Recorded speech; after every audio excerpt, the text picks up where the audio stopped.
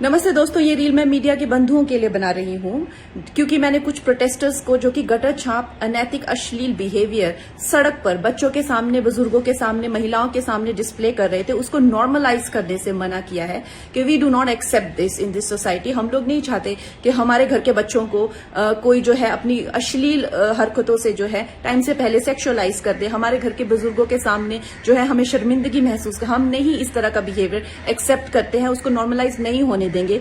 तो मीडिया जो है मेरे खिलाफ गैंग अप कर रही है और ये नहीं बताएगी कि जैसे स्काई रूट जैसे स्टार्टअप की मैंने कितनी बड़ाई की, हमारे देश के जेनजी जो हमें इतनी ऊंचाइयों पे लेके जा रहे हैं। नीट के छात्रों को मैंने खुद स्वयं जो है कितनी बधाई दी और ऐसे बच्चे जो कि अपने परिवार की जिम्मेदारियां उठा रहे हैं, हमारी टीम में भी ऐसे बच्चे हैं, हमारे घरों में रिश्तेदारी में भी जेनजी भाई बहन हैं जो कि हमारे बड़े काम संपन्न करते हैं। लेकिन कुछ चंद फॉलोअर्स के लिए और चंद कमेंट्स के लिए और कुछ लाइक्स के लिए ये मीडिया वाले इतने ज्यादा बिक चुके हैं।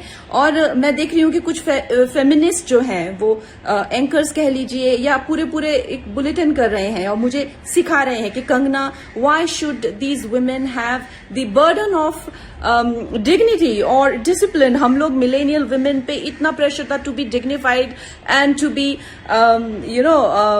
Disciplined. Why do we have to give that burden to this generation? Excuse me, क्या आप अपनी बेटी को ऐसा सिखाएंगे? डिसिप्लिन में रहना या मर्यादाओं में रहना कोई चॉइस नहीं है। भौंडा प्रदर्शन तो हर कोई करना चाहेगा, लेकिन अगर आपको समाज में रहना है और संविधान के हिसाब से आपको चलना पड़ेगा, जिसका मतलब है कि आपकी आजादी वहां खत्म हो जाती है जहां मेरे नाक और कान शुरू होते हैं। तो आप भौंडे बनकर सिर्फ अपने कमरे में रह सकते हैं। बाहर आकर आप मेरे आराध्य, चाहे आपको मेरे माता पिता के लिए कोई सेंटिमेंट ना हो, मेरे घर के बच्चों के लिए कोई आपको भावना ना हो, उसका मतलब ये नहीं है कि आप उनको सड़क पर सेक्सुअल गालियां देंगे, उनके मान को हानि करेंगे। मेरे आराध्य, मेरे भगवान हो, चाहे मेरे नेता हो, प्रधानमंत्री जी से जो है लोग उनको एग्जाम बडी कहते हैं बच्चे।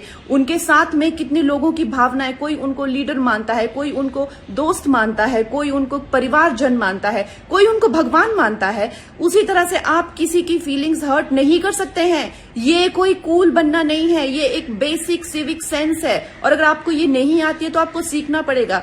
आप ये फेमिनाजी से प्रभावित मत होइए, अपनी जिंदगी बर्बाद मत करिए। इस भौंडेपन को सिर्फ और सिर्फ आप अपने कमरे में डिस्प्ले कर सकते हैं। बाहर जाके आपको मर्यादा में रहना पड़ेगा ना, या आप वर्क प्लेस से निकाल दिए जाओगे। आप कभी भी कोई संबंध, परिवार वाले भी आपको भौंडापन नहीं झेलेंगे, तो आपके सामने एक डेड एंड के सिवाय अंधकार वाली जिंदगी हो जाएगी।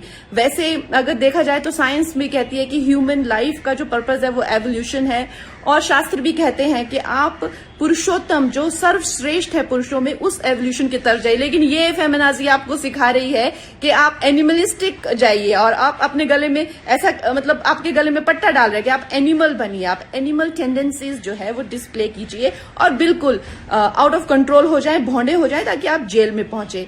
आपको डिसाइड करना है कि आपको कौन अच्छे से गाइड कर रहा है और कौन आपको सही दिशा बता रहा है।